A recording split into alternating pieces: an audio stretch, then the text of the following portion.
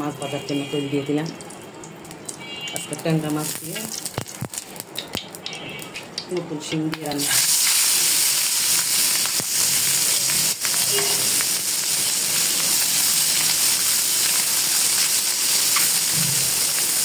যে পেঁয়াজ দিয়ে দিলাম, পেঁয়াজ যার যার পরিমাণ মতন,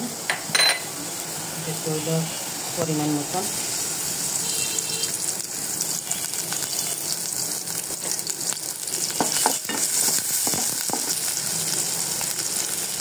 লবণ দিয়ে দিলাম।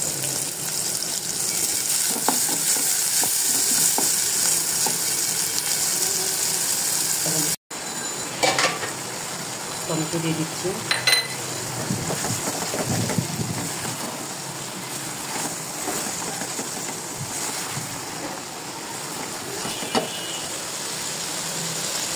পানিটা দিয়ে দিচ্ছি।